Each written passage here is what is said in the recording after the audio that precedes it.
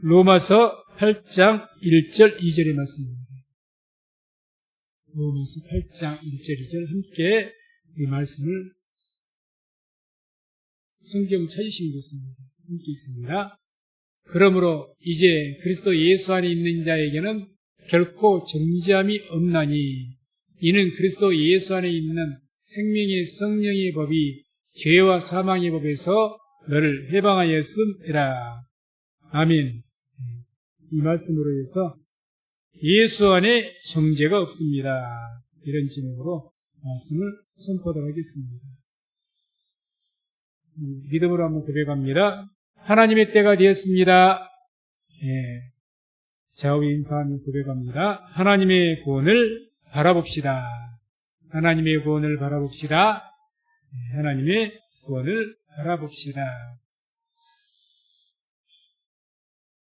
기대감을 가지고 믿음을 가지고 하나님의 구원을 바라보시고 구원의 능력을 체험할 수 있기를 주의 이름으로 축원을 드립니다. 잠깐 기도하겠습니다. 하나님 감사합니다. 오늘도 이 시간 주의 말씀 듣기를 원합니다. 우리에게 듣고자 하는 복된 마음 주시고 들을 길을 주사 말씀을 하나님의 말씀으로 생명의 말씀으로 받아서 우리 영혼이 형통하며 충만할 수 있는 복된 시간 될 수 있도록 도와주옵소서. 이 시간도 성령의 도우심 바라오며 우리를 죄에서 구원하신 예수님 이름으로 기도하옵나이다. 아멘. 오늘 말씀은 예수님 안에는 정죄가 없다는 것을 선포한 내용이죠. 이 정죄란 말은 이제 죄를 정한다는 건데, 이 정죄로 인해서 죄를 해서 우리 삶이 묶여버리고 또 억눌리고 억압되고 그런 모든 일들이 생기는 겁니다. 그래서 정죄가 풀린다고 가져간다면 이 정죄가 없어지게 되면 모든 것이 풀려지는 역사가 됩니다. 풀려지는 역사. 풀어지는 거죠. 내 삶에. 그래서 죄로 인해서 인간관계도 묶이고 죄로 인해서 어떤 물질관계도 묶여버리고 죄로 인해서 어떤 내 삶의 어떤 육체 건강관계도 묶여버리고 그것 때문에 그게 묶여서 내가 아무것도 못해버리고 묶여서 고통당하고 묶여서 인생을 실패로 가게 되는 그런 경우가 많습니다. 그런데 이 정죄가 만약에 없어졌다. 죄에는 분명히 정죄가 있는 것인데 없어졌다. 그럼 이게 풀린다는 전제가 되는 거죠. 완전히. 그래서 진리를 알지니 진리가 너희를 어떻게 해요? 자유케 할 것이다. 완전히 풀린다는 거죠. 그래서 우리 성도님들 말씀을 통해서 우리가 예수 안에 있다는 것을 깨달으시고 그 안에 있는 그 믿음을 통해서 정죄가 없어지고 모든 묶인 것이 풀려질 수 있는 은혜의 역사 있기를 주의 이름으로 축원을 드립니다. 자, 먼저 이것을 확실하게 알기 위해서 죄는 하나님의 저주와 형벌이 있다는 것을 우리가 먼저 분명히 알아야 됩니다. 죄는 우리가 예수를 믿는 이유죠. 죄는 하나님의 저주와 형벌이 있습니다. 창세기 3장 17절 보면 이런 말씀이 나와요. 아담에게 이르시되 내가 내 아내의 말을 듣고 내게 너더러 먹지 말라 한 나무 실과를 먹었은즉 땅은 너로 인하여 저주를 받고 너는 정신토록 수고하여 그 수산을 먹으리라. 땅은 너로 인해서 저주를 받을 것이다. 땅은 우리 인간이 살아가는 모든 터전을 말합니다. 그게 저주를 받는 거죠. 이게 묶여버린 겁니다. 왜? 죄 때문에. 죄의 저주 때문에. 이게 성경의 원리고 신앙의 원리입니다. 다음에 신명기 11장 29절 한번 보겠습니다. 내 하나님 여호와께서 내가 가서 얻을 땅으로 너를 인도하여 들으실 때 너는 그리스도산에서 축복을 선포하고 에발산에서 저주를 선포하라. 이게 무슨 말씀이냐? 이제 신명기 마지막에 40년 광야가 다 끝나고 나서 끝나기 전에 그 그리심산과 에발산이 두 군데가 있는데 그곳에서 그리심산에서는 하나님의 율법의 말씀을 이렇게 딱 읽고 거기에서 순종하면 축복을 선포하라. 축복을 선포합니다. 이렇게 하는 말씀을 지키면 하나님의 축복이 임할 것이다 하고 선포하라는 거죠. 그리고 에발산이라는 곳에는 또 같은 백성들이 올라가지고 거기에서는 하나님의 말씀을 쭉 율법의 말씀 읽고는 이것을 어기는 자는 저주를 받을지어다 하고 아멘할지니라. 다시 말해서 하나님의 율법을 범하면 저주가 있을 것이라고 선포를 해버린 거예요. 선포. 그럴 수도 있을 것이다가 아니고 선포가 된 것은 결정이 나버린 겁니다. 정죄죠. 이게 정죄죠. 정의진 거죠. 이게 죄가 있는 것은 정죄가 있는 겁니다. 선포가 돼버렸으니까 피할 수가 없는 거죠. 아니 재판관이 심판하면 때려버렸는데 집행만 남았죠. 아무것도 안 남았죠. 이제. 그게 선포가 된 거죠. 신명기 28장 16절 19절 쭉 보게 되면 이런 말씀을 함께 같이 한번 읽습니다. 내가 성읍에서도 저주를 받으며 들에서도 저주를 받을 것이요 내 광주리와 떡 반죽 그릇이 저주를 받을 것이요 내 몸의 소생과 내 토지의 소산과 내 우양의 새끼가 저주를 받을 것이며 내가 들어와도 저주를 받고 나가도 저주를 받으리라. 아멘.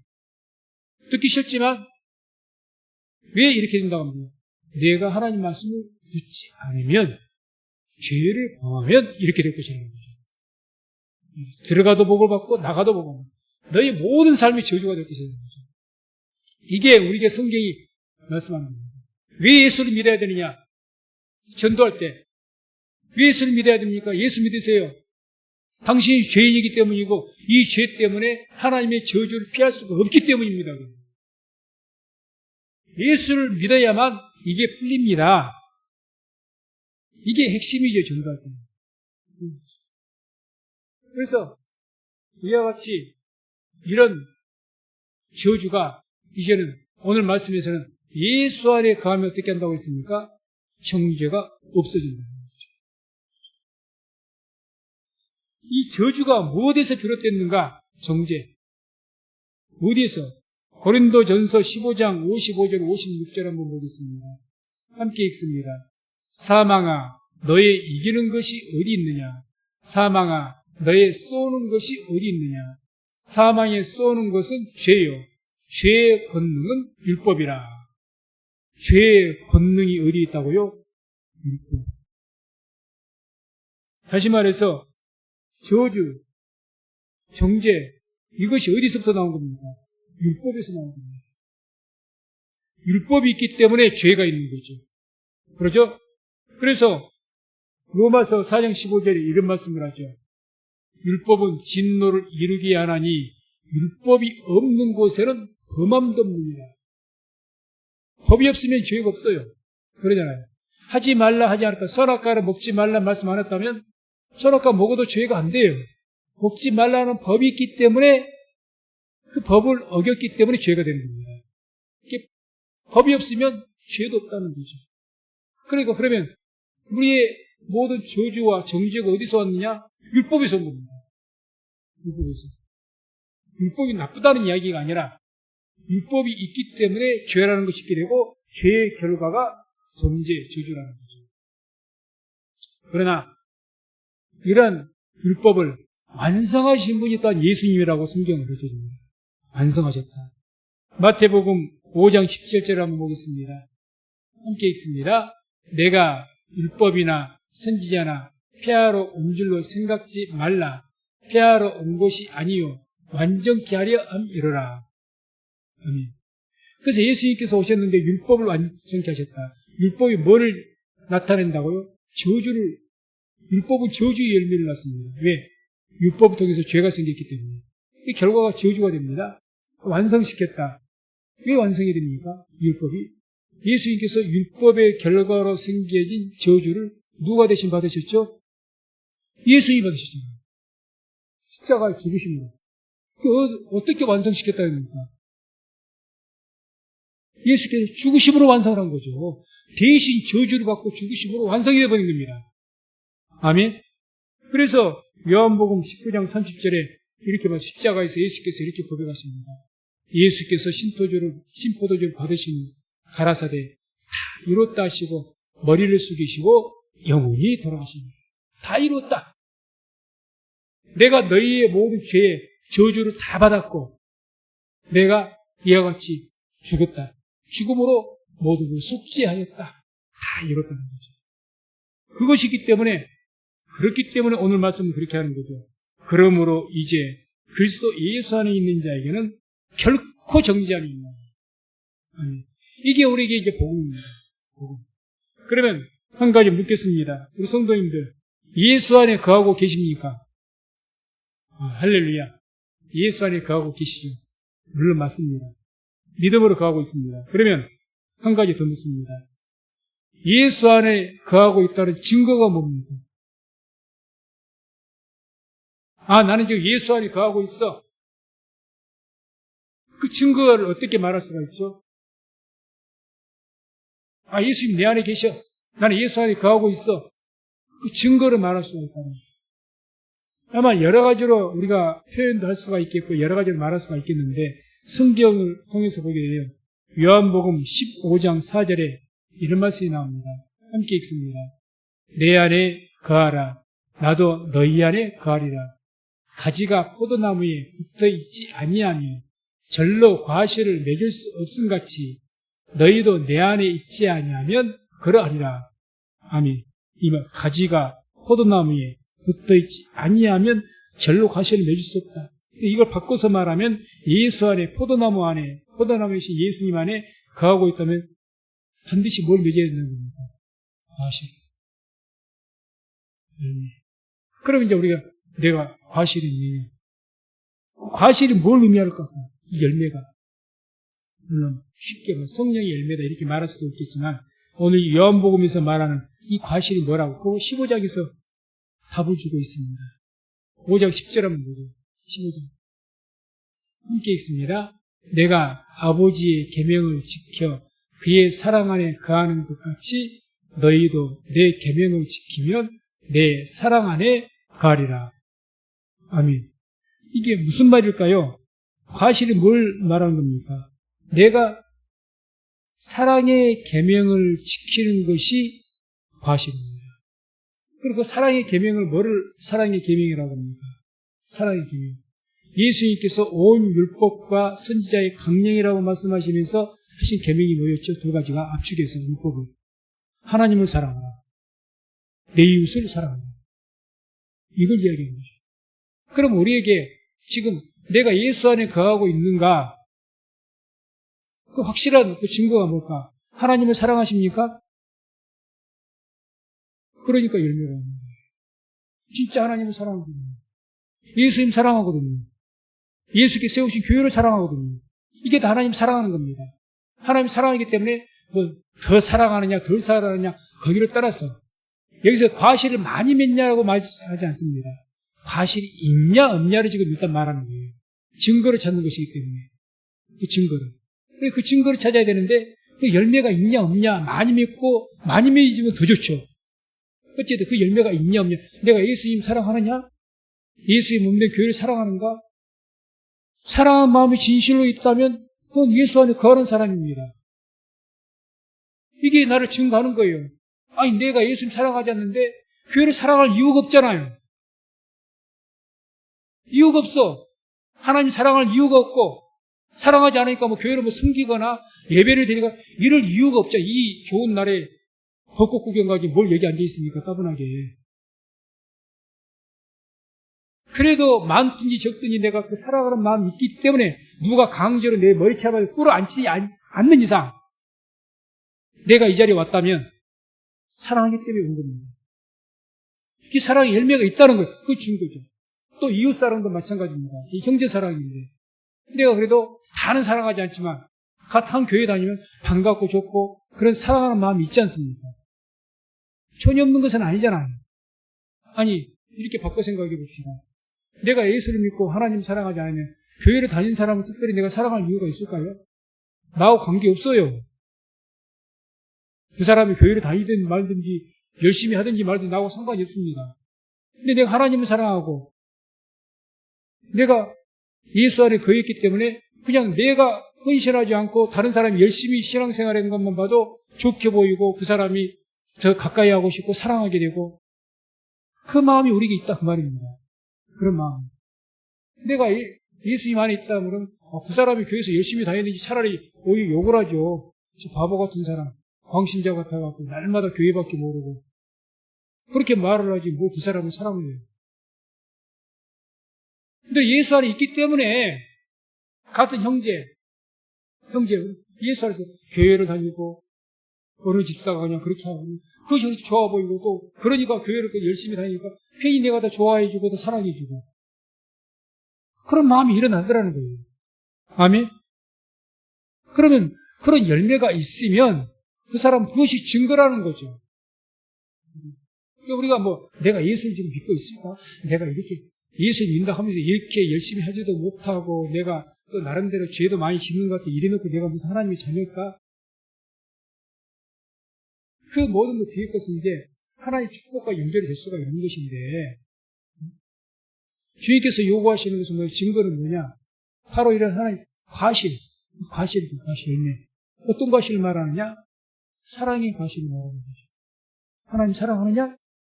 형제를 사랑하느냐? 그럼 사랑하고 있냐?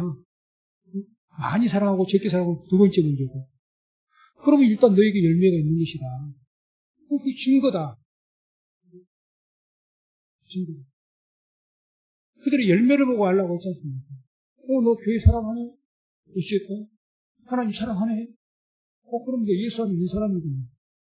이렇게 말하는 겁니다. 그러면 이제 우리 이제 자꾸 이런 말씀 보면 계명이라는 이야기가 나오니까 내가 그래도 계명을 잘 못 지킨 것 같은데 근데 사실은 빌립보서 2장 13절 제가 참 좋아하는 말씀인데 너희 안에서 행하시는 이는 하나님이시니 자기의 기쁘신 뜻을 위하여 너희로 소원을 두게 행하게 하시는 하나님의 뜻을 이루기 위해서.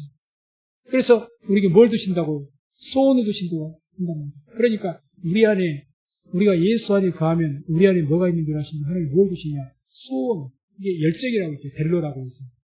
성경 원어가 열정을 주신다는 겁니다. 뭐를 향한 열정? 하나님을 사랑하는 열정이고 형제를 사랑하는 열정, 교회를 섬기고자 하는 열정, 주의를 하고 하는 열정들을 계속 보여주십니다. 그 열정이 내게 있었던 열정이 아니에요. 내가 하나님을 사랑하고 믿지도 않은데 교회에 헌신하고 선교하고 형제를 이런 열정이 내게 일어날 이유가 없지 않습니까? 일반적에서 하나님 믿지 않는 사람들, 그런 살아가지 않는 사람들은요, 내가 좋아하는 사람, 나를 위한 사람만 사랑해요. 그러잖아요.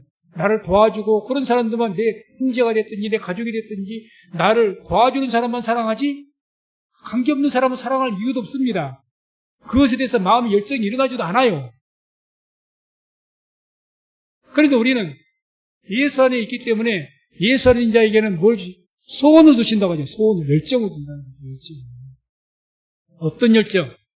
사랑의 열정이죠. 하나님을 사랑하는 거죠.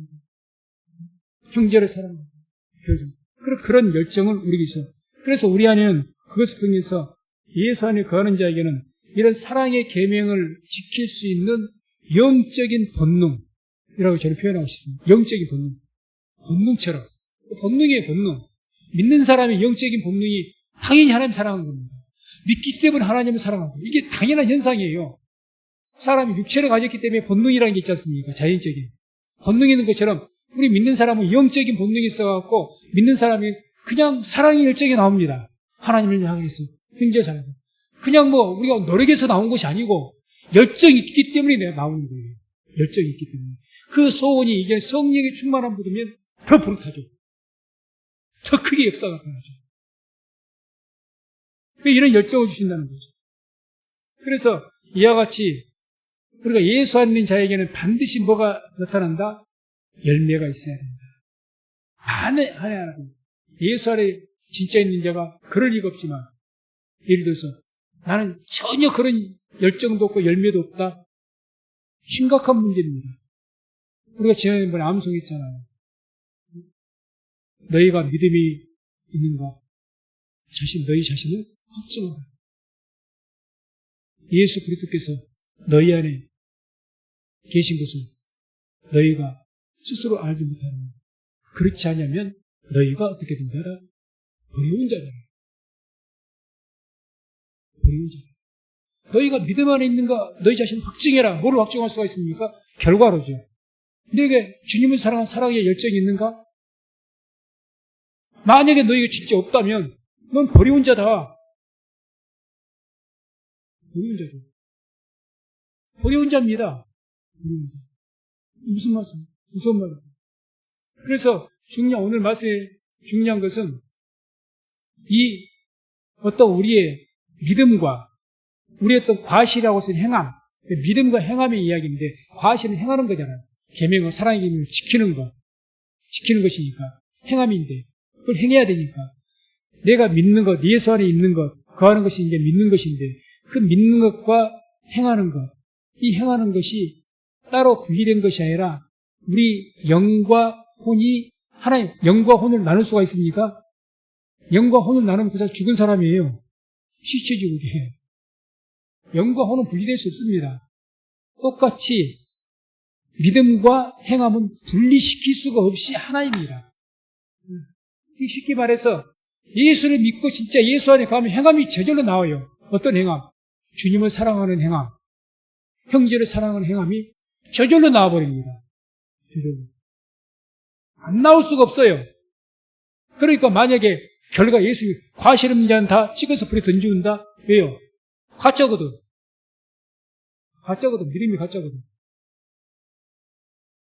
그래서 야고보서 2장 22절과 26절 보게 되면 좀 중요한 말씀인데 야고보서 뭔가 좀 잘못 찾은 것 같은데 야고보서 2장 22절 26절 한번 찾아보시기 바랍니다. 중요한 말씀입니다.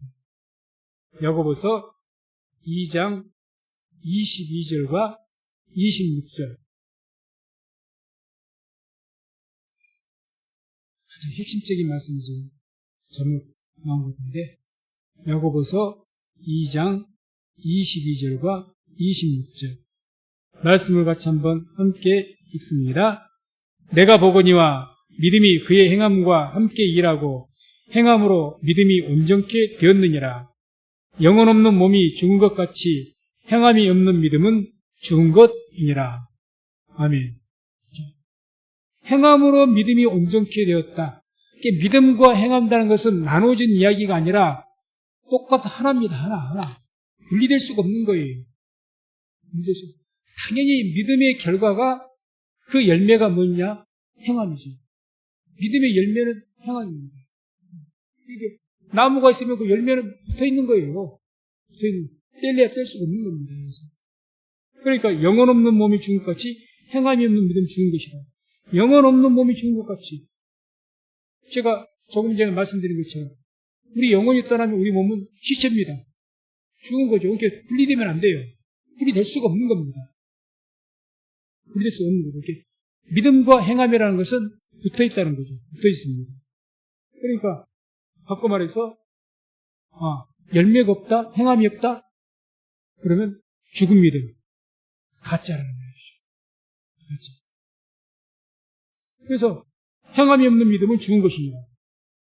사랑의 계명을 전혀 거기에다 지키려는 열정도 없고 하나님의 사랑, 형제 사랑, 교회 사랑 그렇던 사랑의 마음이 전혀 없다, 열정도 없다. 죽은 믿음. 가짜 믿음이라는 거죠. 가짜 믿음. 위의식이 바로 그런 거죠. 바리새인들. 가짜 믿음. 그래서 그런 경우에 하신 말씀이 바로 계속해서 요한복음 15장 보게 되면 15장 2절에 이런 말씀이 나옵니다. 요한복음 15장 2절에 물은 내게 있어 과실을 맺지 아니하는 가지는 아버지께서 이를 제해버리시고 어떻게 돼요? 열매를 안 맺으면 어떻게 한다고요? 제해버린다. 제해버린다. 그러니까 우리가 예수 안에 있기 때문에 정죄가 없고 그 모든 저주가 풀렸는데 그럼 내가 지금 현재 살아가면서 내가 예수 안에 있다는 증거가 뭐지? 나는 정말 구원받은 사람인가? 내가 예수 안에 있는 사람인가? 그걸 우리가 보고자 했을 때 그러면 나에게 하나님을 사랑하는 마음과 형제를 사랑하고 교회를 사랑하는 마음이 있는가? 있으면 있다는 거죠. 그게 열매니까. 그러면 예수 안에 있는 겁니다. 뭘 의심을 합니까? 내가 하나님을 사랑하지 않고 예수 안에 있지 않은데 어떻게 예수를 믿지 않는데 예수를 사랑하고 예수를 믿지 않는데 교회를 사랑합니까? 앞뒤가 안 맞는 얘기지. 그래서 우리가 만약에 내가 그런 열매가 없다. 그 사람은 하나님께 제하신 겁니다. 제하신 거죠. 제가 여기서 말씀드리고 싶은 것은 우리가 여기서 우리가 잘못 오해하면 행함 구원. 그러면 행해야 구원받는가? 뭔가 선을 행해야? 지켜야 구원을 받는가? 그런 말씀을 하는 것이 아니라 믿음과 행함은 하나라는 이야기입니다. 하나. 이거 따로 분리시켜서는 안 된다는 거죠. 이 두 개가 연합해서 믿음이 온전케 된다는 거예요. 믿음으로 구원받는데, 믿음이 온전한 믿음은 어떤 믿음이다? 믿음과 행함이 하나가 돼야 온전한 믿음이라는 거죠. 아까 말씀드렸잖아요. 야고보서 2장 22절. 내가 보거니와 믿음이 그의 행함과 함께 일하고 행함으로 믿음이 온전케 되느니라. 이해하시겠습니까? 그래서 항상 대신에 우리가 또 하나님부터 은혜와 복을 받기 위해서는 뭘 해야 되겠습니까? 더 풍성한 열매를 맺는 게 좋겠죠. 풍성한 열매. 그래서 이와 같이 예수 안에 거하는 자에게 복음의 능력이 나타나는 겁니다. 예수 안에. 다시 한번 성도님들, 예수 안에 거하십니까? 예수 안에 거하고 계시죠. 그러면 그 안에 거하시면 복음의 능력은 나타난다는 거죠. 복음의 능력, 아니 나는 복음의 능력이라고 말할 정도 그런 삶을 살아본 적이 없는데 열매가 적으니까 능력이 적겠죠. 열매가 적으니까. 능력도 능력 나름이지. 그러잖아요. 복음의 능력도 능력 나름입니다. 열매가 많으면 많을수록 아마 복음의 능력도 크게 나타날 줄 믿습니다. 당연한 거죠. 그래서 예수 안에 거하는 자에게 복음의 능력이 나타나는데 왜 예수 안에 거할 때 복음의 능력이 나타나느냐? 구체적으로 오늘 본문 말씀 2절입니다. 2절에 보면 본문의 2절 이는 그리스도 예수 안에 있는 생명의 성령의 법이 죄와 사망의 법에서 너를 해방하였습니다. 예수 안에 뭐가 있다고 합니까? 생명의 성령의 법이라는 거죠. 생명의 성령. 죄와 사망의 법과 생명의 성령의 법과 이렇게 대비를 시켜놓죠. 죄와 사망의 법은 뭘까요? 아까 서두에 말했던 율법을 말하는 거예요. 죄와 사망. 왜? 율법을 통해서 죄가 나왔다고 했으니까 이게 죄와 사망의 법이에요. 근데 예수 밖에는 죄와 사망의 법이 적용되는데 예수 안에는 생명의 성령의 법이 적용된다는 얘기죠. 생명. 그럼 구체적으로 생명의 성령의 법이 대체 뭐냐? 왜 생명의 성령의 법이 뭐냐? 레위기서 17장 11절 보면 이런 말씀이 나오죠. 레위기서 17장 11절 띄워보세요. 함께 있습니다. 육체의 생명은 피에 있음이라.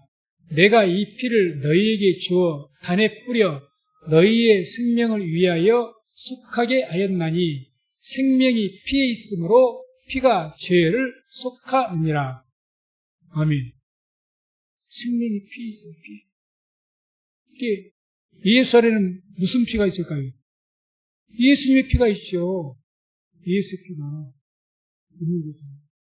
히브리서 9장 22절도 이렇게 말합니다. 율법을 조차 거의 모든 물건이 피로써 정결케 되나니 피 흘림이 없은즉 사함이 있느니라. 그래서 생명 성령의 법이라는 게 뭐냐 표현한다면 생명의 성령의 법은 곧 피의 법입니다. 피가 있으면 저주가 사라진다는 얘기입니다. 피가 있는 곳에 정죄가 없어진다는 겁니다. 이게 생명의 성령의 법입니다. 성령. 그래서 예수 안에는 이런 생명의 성령의 법이 있기 때문에 하나님의 그 정죄가, 저주가 끊어지는 그런 역사가 있는 줄로 믿습니다. 그래서 우리 모두 예수 안에다 거하신다고 스스로를 확증했습니다.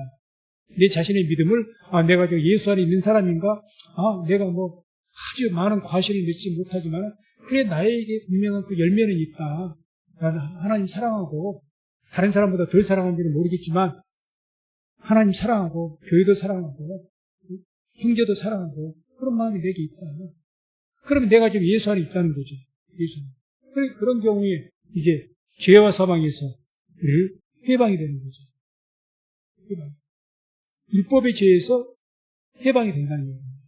그래서 그렇게 거하는 자에게 중요한 것은 심판이 있다. 심판. 이것을 구약시대의 그림자를 보여준 사건이 유월절 사건입니다. 애굽 전역에, 애굽이 세상을 의미한다 그러면 애굽 전역에 장자가 죽게 되는 죽음의 그 재앙이 임했을 때 어디만 그 재앙을 피했습니까? 문설주와 임방에 피를 발랐던 그 집. 그 집만 장자가 죽지 않았습니다. 하나님의 저주를 피했습니다. 심판을 피했다는 거죠.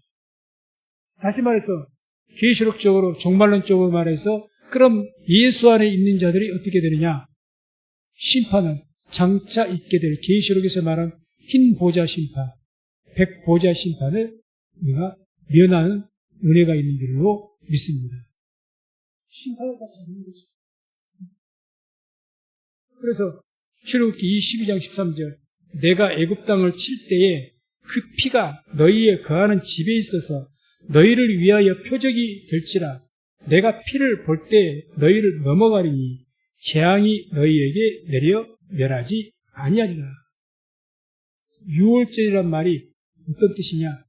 이 패사라는 뜻인데 히브리어로 넘어간다는 뜻입니다. 유월한다. 한자도 그래서 넘을 유자죠. 뛰어넘는다. 유월절. 그래서 예수 안에 거하면 모든 자들은 하나님의 심판을 면하게 되는 줄로 믿습니다. 이게 우리의 믿음이고 우리의 복음입니다. 그 다음에 또 한 가지 예수 안에 거하면 죄 사함이 있습니다. 죄가 사해진다는 이야기죠. 대속된다는 거죠. 죄. 그러니까 예수 안에 있는 거하는 자가 죄 사함이 있기 때문에 예수 믿는다고 죄 안 짓습니까?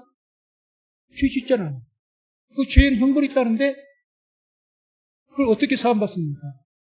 예수 이름으로 회개해서 요한 1서 1장 9절에 예수를 회개할 때 저를 미쁘고 의로우사 우리 죄를 잡아가면 우리를 죄를 다 사하시는 거죠. 회개의 복음이라는 거예요. 회개의 복음. 죄 사함이 있는 거죠. 구약 때도 그런 어떤 그림자가 있습니다. 출애굽기 25장 22절 보게 되면 이런 내용이 나와요.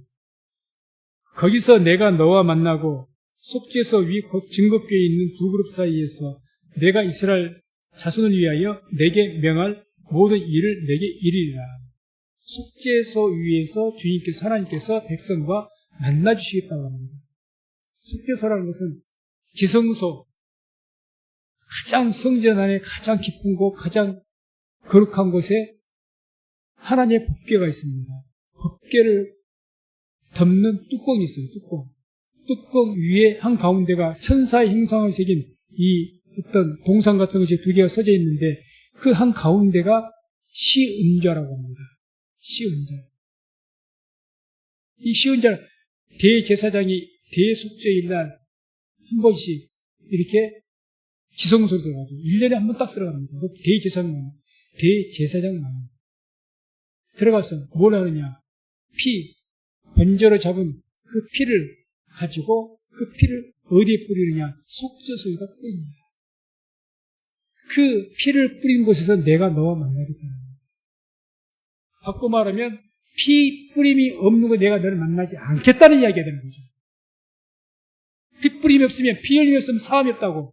죄가 있는 곳에 하나님께서 임하시겠습니까? 안 만나요. 우리에게 예수 피가 없는데 주님께서 나와 만나시고 나 안에 계시고 그럴 수가 없습니다. 성령님 내 안에 임하신다고요? 죄악 가운데 있는데 예수를 믿고 예수 피가 내게 있기 때문에 성령이 임재하신 줄로 믿습니다. 그렇기 때문에 있는 거예요. 그래서 이와 같이 왜 심판과 죄사함이 없는가? 공통적으로 유월절도 그렇고 이 속죄소도 그렇고 핵심은 뭡니까? 피죠. 피. 구약시대는 짐승의 피지만 이 피가 신약시대는 완전한 거룩한 피로 예수의 피로 모든 것이 정결케 된 줄로 믿습니다. 그래서 예수 안에 가면 뭐가 있다는 거예요? 그러니까 예수의 피가 있다는 이야기입니다. 그러니 정죄가 없다는 거죠. 저주가 없고.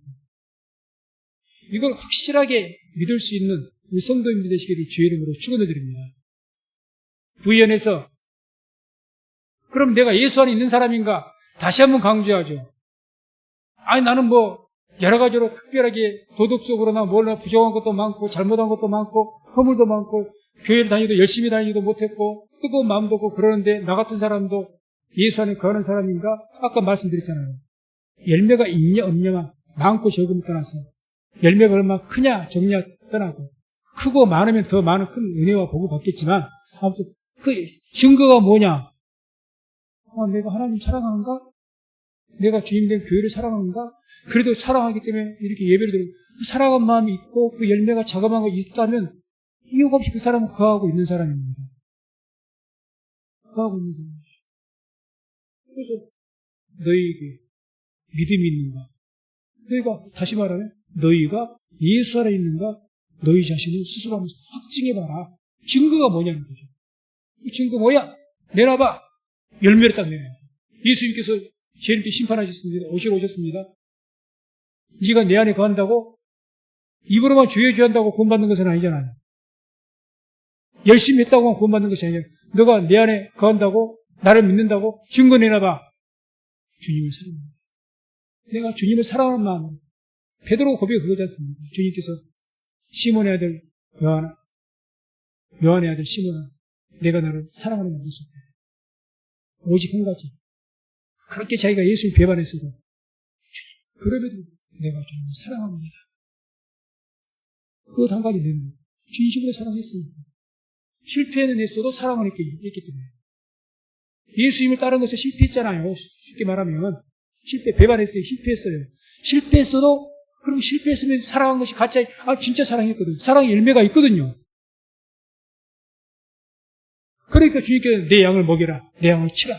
축복하신 거죠.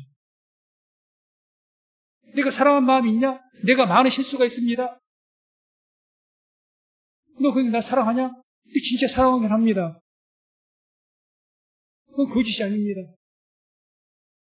그런 열매가 있는 것이고 그 사람은 예수 안에 거한 것이고 그러면 정죄는 없다는 이야기죠. 그래서 마지막 고린도후서 6장 1절을 한번 찾아보시기 바랍니다. 띄워버렸는데 고린도후서 6장 1절 찾아보시고 앞에 한번 모차시면 같이 한번 읽어보십니다. 우리가 하나님과 함께 일하는 자로서 너희를 권하노니 하나님의 은혜를 헛되이 받지 말라. 하나님은 예수의 피를 헛되이 하지 말라는 이야기입니다. 예수의 피 헛되이 하지 마. 너희가 왜 구원을 받았는데 너희가 왜 예수 안에 있을 때 정죄가 사라지는데 예수의 피 때문에 그렇게 된 거야. 헛되이 받지 마.